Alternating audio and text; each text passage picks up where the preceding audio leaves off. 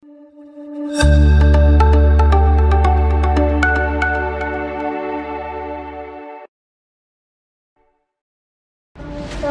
warahmatullahi wabarakatuh. Salam Swastiastu, Namo Buddhaya, salam kebajikan rahayu. Sebelumnya kami ucapkan terima kasih kepada Bapak Dr. Fakultas SHMH yang telah memberikan kontribusi terakhir kepada kami. Perkenalkan, kami dari kelompok lingkungan yang berpengawas dan pengawas komunikasi. Sebelum itu, izinkan saya kelompok kami. Saya Dia Yunifasitas tim belakang 142 moderator, lalu Sadia 43, Najila Saharani 16, Nabi Ananta Putra Pratama 2, Manipata 2 kami. Materi yang pertama akan disampaikan oleh kita dan seterusnya. Sejarah perkembangan pengawasan pemilu di Indonesia menunjukkan transformasi signifikan dari era awal pelaksanaan pemilu hingga saat ini. Pada pemilu pertama tahun 1955, istilah pengawasan pemilu belum dikenal dan pelaksanaan pemilu tersebut dianggap ideal dengan minimnya kecurangan. Namun seiring waktu ketidakpercayaan terhadap integritas pemilu meningkat, terutama pada pemilu tahun 1971 dan 1977 yang diwarnai oleh manipulasi dan pelanggaran kritik datang dari politisi, Partai Persatuan Pembangunan, dan Partai Demokrasi Indonesia. Meminta kepada pemerintah untuk meningkatkan kualitas pemilu pada 1982 dengan memperbaiki undang-undang. Tanggapan terhadap protes atas pelanggaran ini memicu pembentukan panitia pengawasan pelaksanaan pemilu. Panwaslu Pemilu pada tahun 1982, reformasi lebih lanjut terjadi pada era reformasi yang menuntut pembentukan lembaga penyelenggaraan pemilu yang mandiri, menghasilkan pembentukan komisi pemilihan umum dan perubahan nama Panwaslu Pemilu menjadi Panitia Pengawasan Pemilu.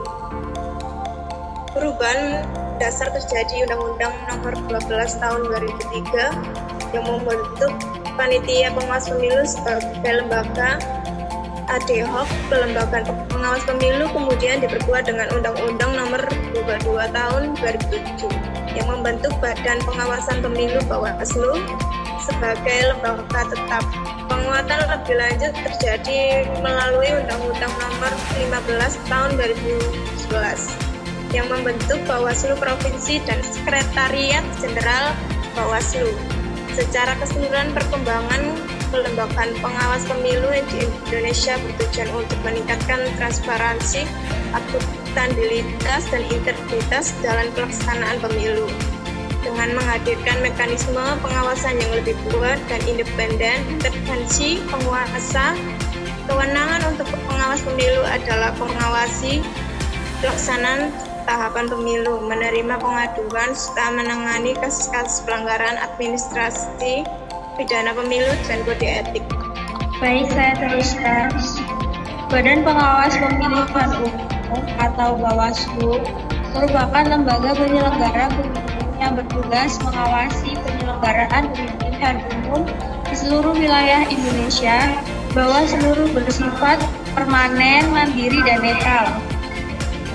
Pembentukan Badan Pengawas Pemilihan Umum atau Bawaslu di Indonesia dilandasi oleh 1. Konstitusi Undang-Undang Dasar Negara Republik Indonesia tahun 1945, tepatnya pada pasal 22E, yaitu mengamanatkan pembentukan Badan Pengawas Pemilu yang independen untuk memastikan penyelenggaraan pemilu yang adil dan berintegritas. kedua, Undang-Undang Nomor 12 Tahun 2005 tentang pengesahan Kovenant Internasional Hak-Hak Sipil dan Politik, tepatnya pada pasal 2, menjamin hak atas kebebasan berekspresi dan berkumpul yang esensial bagi pelaksanaan pengawasan pemilu yang efektif. Yang ketiga, Undang-Undang Nomor 22 Tahun 2007 tentang penyelenggaraan pemilu. Yang keempat, Undang-Undang Nomor 15 Tahun 2011 tentang penyelenggaraan pemilihan umum. Yang kelima, Undang-Undang Nomor 1 Tahun 2015 tentang pemilihan umum, yaitu menetapkan Bawaslu sebagai lembaga permanen dan independen yang bertanggung jawab mengawasi seluruh tahapan penyelenggaraan pemilu dan juga menguraikan struktur, fungsi, dan kewenangan Bawaslu. Yang keenam, Undang-Undang Nomor 7 Tahun 2017 tentang pemilihan umum, yaitu mengatur secara komprehensif tentang penyelenggaraan pemilu termasuk tugas, wewenang, dan struktur Bawaslu. Yang ketujuh, Undang-Undang Nomor 68 Tahun 2018 tentang perubahan atas Undang-Undang Nomor 7 Tahun 2017 tentang pemilihan umum, yaitu memperjelas mandat Bawaslu dan memperkuat independensinya dan meningkatkan kewenangan penindakan Bawaslu. Yang ke-8, pada Undang-Undang Nomor 7 Tahun 2022 tentang pemilihan umum, memberikan kewenangan yang lebih luas kepada Bawaslu seperti kewenangan untuk mengawasi dana kampanye, kewenangan untuk melakukan pemungutan suara ulang, kewenangan untuk menjatuhkan sanksi kepada peserta pemilu yang melanggar aturan pemilu.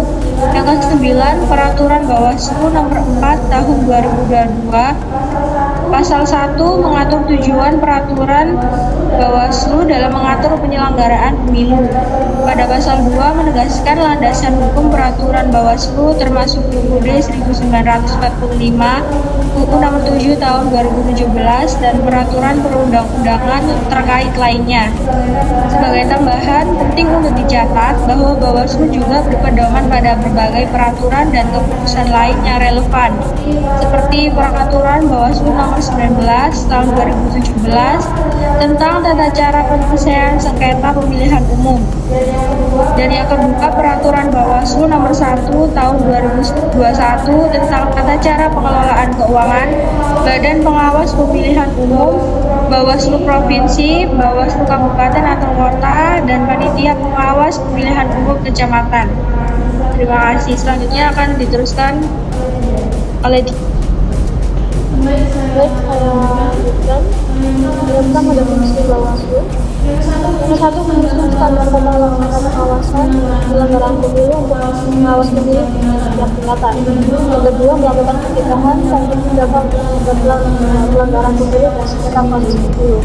Yang ketiga, mengawas persiapan penyelenggaraan pemilu yang terdiri di atas perencanaan dan penetapan jadwal tahapan pemilu, lalu perencanaan pengamanan oleh KPU, lalu sosialisasi penyelenggaraan pemilu, pelaksanaan kegiatan lainnya dalam penyelenggaraan pemilu sesuai dengan ketentuan peraturan perundang-undangan. Yang keempat, mengawasi pelaksanaan tahapan penyelenggaraan pemilu yang terdiri di pengambilan data pemilih dan penetapan daftar pemilih sementara sampai pemilih tetap.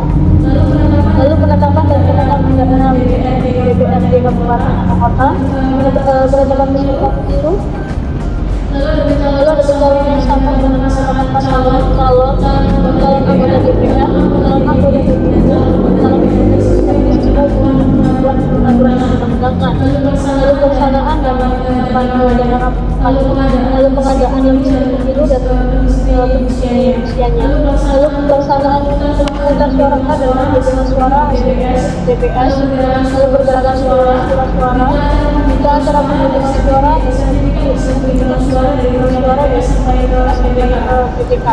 Rekapitulasi hasil penghitungan suara PTK, KPU, kabupaten atau kota, KPU provinsi dan KPU.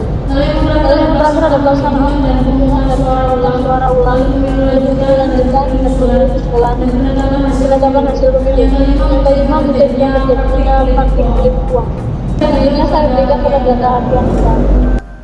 Selanjutnya ada mengawasi, memelihara, dan merawat arsip serta melaksanakan penyusutan berdasarkan jadwal retensi arsip sesuai dengan ketentuan peraturan undang-undang, putusan-keputusan yang terdiri atas putusan DKPP, putusan pengadilan mengenai pelanggaran dan sengketa pemilu. Selanjutnya putusan-keputusan Bawaslu Provinsi dan Bawaslu Kabupaten atau Kota. Selanjutnya keputusan KPU, KPU Provinsi dan KPU Kabupaten atau Kota. Selanjutnya keputusan pejabat yang berwenang atas pelanggaran, netralisasi aparatur sipil, netralisasi anggota Tentara Nasional, dan netralisasi anggota Kepolisian Republik Indonesia. Yang ke-8, menyampaikan dugaan pelanggaran pada etik pelanggaran pemilu kepada DKPP. Yang ke-9, menyampaikan dugaan tindak pidana pemilu kepada Gakumdu. Yang ke-10, mengelola, memelihara, dan merawat arsip serta melaksanakan penyusutan berdasarkan jadwal retensi arsip sesuai dengan ketentuan peraturan perundang-undangan. Yang ke-11, mengevaluasi pengawasan pemilu. Yang ke-12, mengawasi pelaksanaan peraturan KPU. Yang ke-13, melaksanakan tugas lain sesuai dengan peraturan perundang-undangan. Selanjutnya akan dibacakan oleh Fani.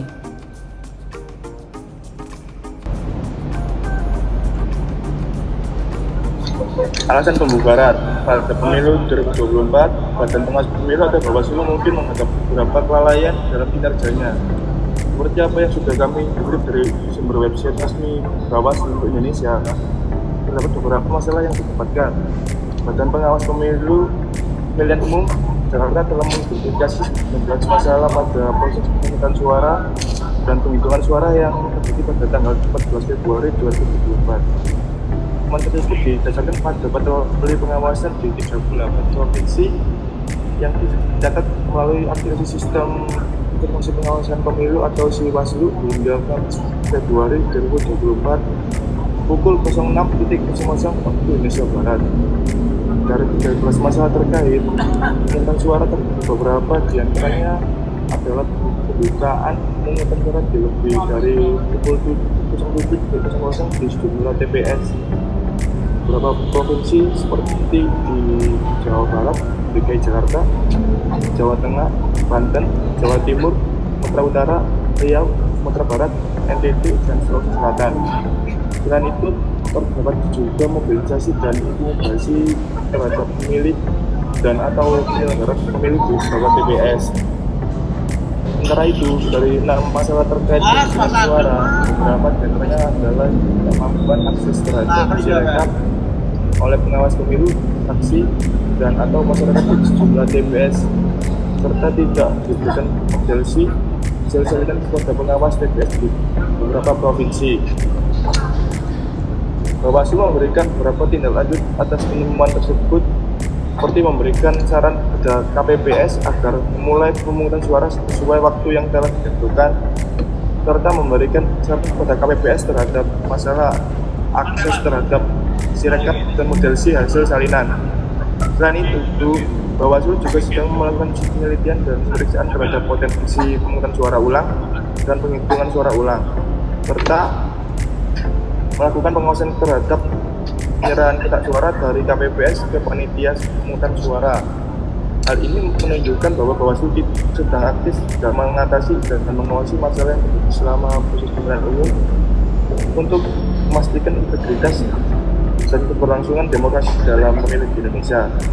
Dan kami berpandangan bahwa Bawaslu lebih berlayak untuk diperbaiki dan tidak dibubarkan, meskipun Bawaslu mungkin menghadapi tantangan dalam menjalankan tugas dengan efek potensi dan kebutuhan akan lembaga dengan mantap dan memastikan integritas pemilu sangat penting bagi proses demokrasi Indonesia.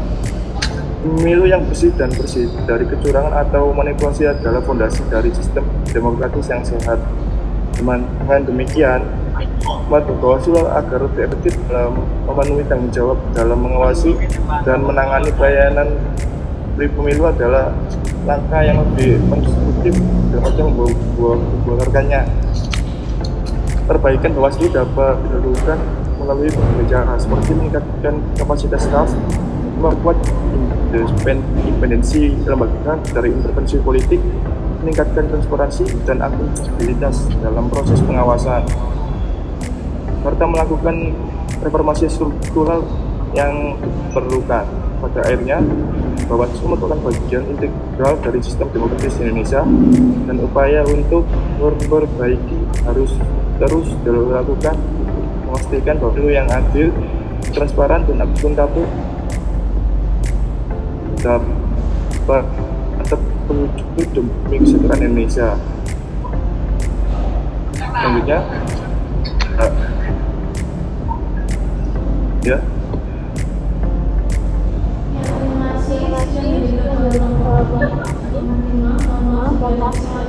Kata yang kurang pantas dengar, ketika lagu yang kurang pantas dengar. Assalamualaikum warahmatullahi wabarakatuh.